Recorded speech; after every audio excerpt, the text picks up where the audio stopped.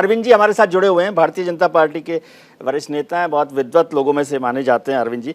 अरविंद जी बड़े आराम से आप बैठे हैं, आपको तो इससे ज़्यादा सुकून कब मिलेगा कि नीरज जी और शुभ्रांशु जी जो है वो साथ साथ ना बैठे।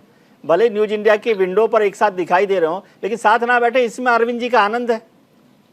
देखिए विजय जी, टीवी चैनलों में डिबेट में सक्रियता डिपेंड करती है एंकर के ऊपर। तो जब तक आप हरी झंडी दिखाएंगे नहीं, अब मैं कैसे बोल सकता हूँ।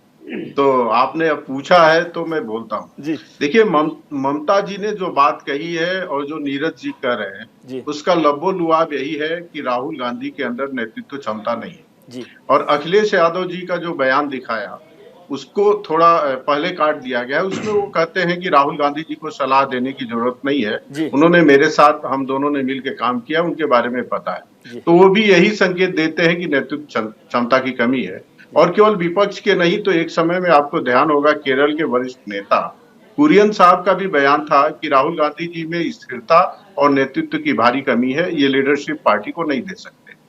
और कांग्रेस के साथ लोग इसलिए नहीं आ रहे हैं विजय जी कि किसी भी ऐसे जहाज पर कोई बैठना नहीं चाहता है जो डूबने वाला हो, और खासकर तब जब जहाज का कैप्टन ऐसा हो जिसको जहाज चलाना आता न। अभी हमारे कांग्रेस के मित्र ने कहा 2 जहाज तैयार है, जिसको जहां बैठना हो बैठ जाए। हम राजनीतिक पार्टियों को जहाज नहीं मानते हैं।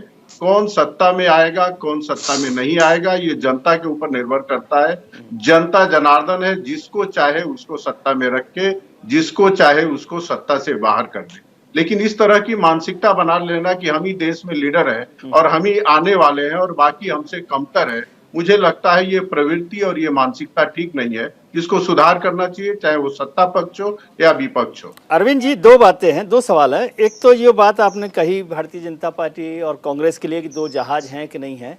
एक तो वैसे आपको याद होगा कि 2004 में क्या हुआ था शाइनिंग इंडिया से, शाइनिंग इंडिया के बाद, वो अभी याद ही होगा, आप जैसे जवान लोगों को तो बहुत बेहतर तरीके से याद होगा।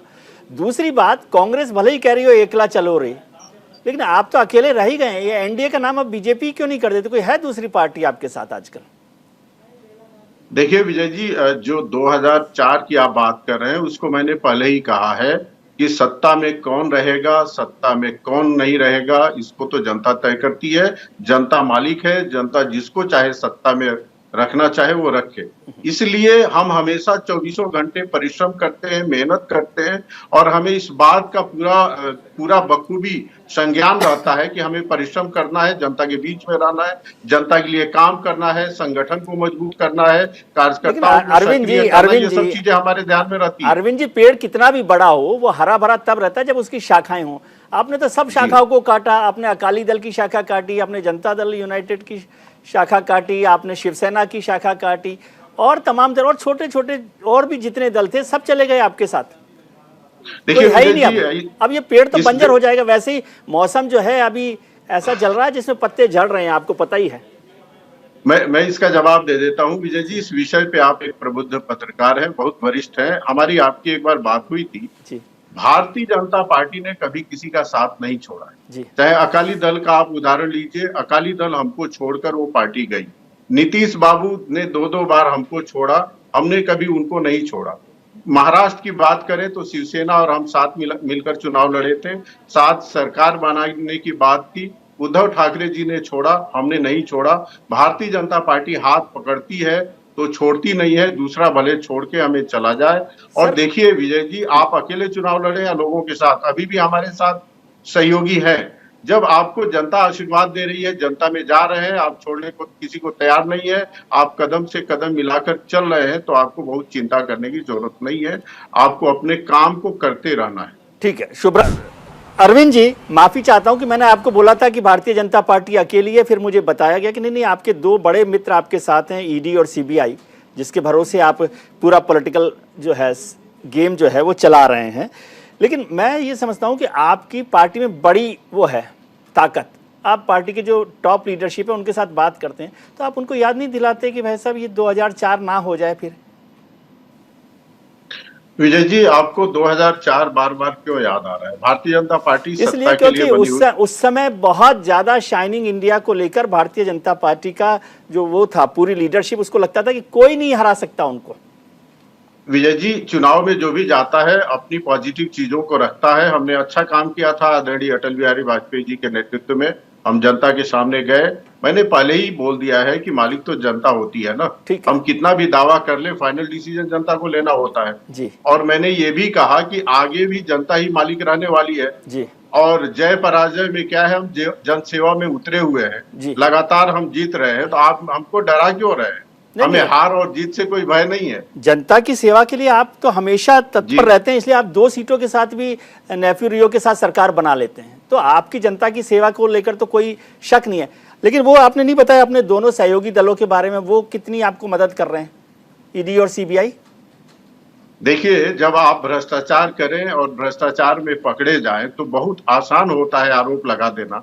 विजय जी, आपसे पूछना चाहता हूं, कौन सा ऐसा भ्रष्टाचारी है जो पुलिस को कहता है कि पुलिस बहुत अच्छी काम कर रही है?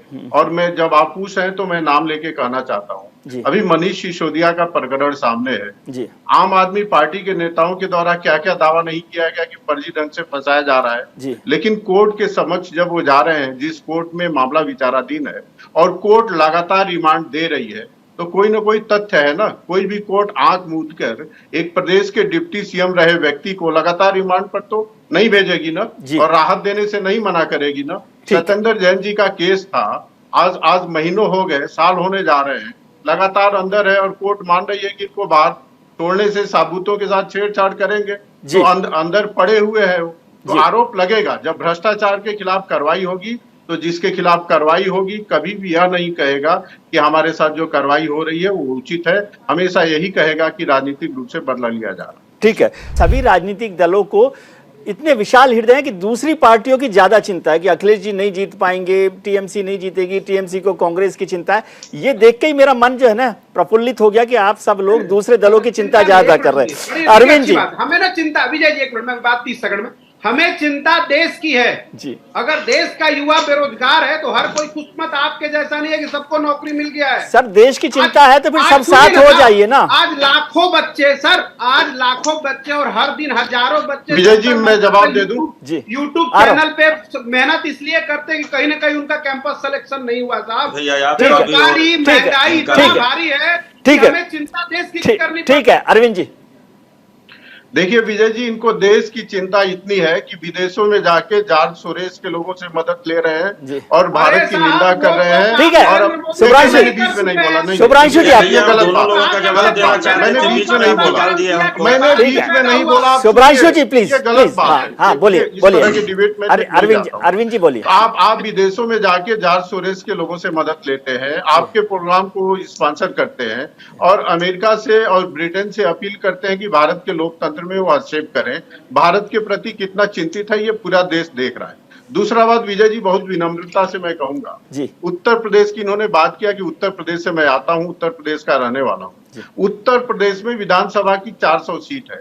जो पार्टी 403 विधानसभा सीटों में मुश्किल से 2 विधानसभा सीट जीत पाए, और जब चुनाव हो रहे थे तो कांग्रेस मित्र के साथ मैं डिबेट में था, मैंने उनसे पूछा कि एक सीट उत्तर प्रदेश का आप बताइए जहां से आपको लगता है कि 100% आप जीत जाएंगे। विजय जी एक सीट नहीं बता पाए, मतलब इसको आप क्या कहेंगे, आत्मविश्वास कहेंगे और मूर्खता कहेंगे। जिसको 403 में हैसियत नहीं है 2 जीतने की, वो अखिलेश यादव को ज्ञान दे रहे हैं। कम से कम अखिलेश यादव की पोजीशन आपसे लाख दर्जे बेहतर है। आप अपनी पोजीशन ठीक करते और आपके पास कोई ज्ञान है, कोई बुद्धि है, तो उसका प्रयोग अपने को ठीक करने में करते। मैंने विजय जी से बहुत विनम्रता से कहा कि लोकतंत्र में सत्ता किसी की बपौती नहीं है, जनता जनार्दन जिसको आशीर्वाद देती है वही सत्ता के सिंहासन पे बैठता है। ठीक है अरविंद जी, एक चीज समझाइए, एक चीज छोटी सी समझाइए। आपका जो चेहरे पे जो प्रफुल्लता है, स्माइल है, शांति है, उसमें मैं थोड़ा सा कंफ्यूज हुआ कि ये जो शुभ्रांशु जी कह रहे थे सिलेंडर 400 रुपए का 1100 रुपए में हो गया, तो 1100 रुपए में होता तो आदमी का दिमाग खराब हो जाता है, आपको 400 का ही मिल रहा है आजकल। देखिए विजय जी, बहुत सही प्रश्न पूछा। आपको पता है कि इस देश में लोगों को सिलेंडर ही नहीं मिलता था, मेंबर ऑफ पार्लियामेंट की सिफारिश लेके जानी होती थी, गिने चुने लोगों के पास सिलेंडर होता था। पहली बार अटल बिहारी वाजपेयी जी की जब सरकार बनी तो सरकार ने सिलेंडर्स को फ्री किया। तो इस देश में सिलेंडर ही नहीं होता था तो भरवाएंगे कौन भरवाएगा और कौन करेगा। और अरविंद जी, वो नरसिम्हा राव जी ने लिबरलाइजेशन किया था, उसका नतीजा था वो वहां तक नहीं, अटल जी की अटल जी की गवर्नमेंट ने किया, लेकिन वो लिबरलाइजेशन नरसिम्हा राव सरकार के वक्त हुआ था। खैर नहीं, लेकिन मैं तो ये जानना चाह रहा था कि आपको 400 का ही मिल रहा है, 1100 को मिल रहा है?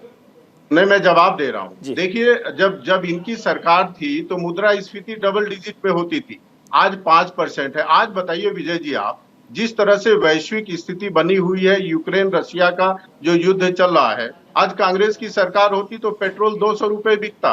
लेकिन भारत की नेतृत्व क्षमता है कि आज हम पेट्रोल और बाकी कीमतें थामे हुए हैं। और एक प्रश्न बहुत विनम्रता से पूछता हूं विजय जी, माना कांग्रेस को देश की जनता की चिंता है, आप उत्तर प्रदेश और राजस्थान सटे सटे राज्य हैं, उत्तर प्रदेश में पेट्रोल बिकता है 99 रुपीज पर लीटर आज के डेट में, और राजस्थान में है 111 और 112 जयपुर में, आप चेक कर लीजिए। तो ये 12 रुपए से लेके 13 रुपए महंगा पेट्रोल बेचते हैं।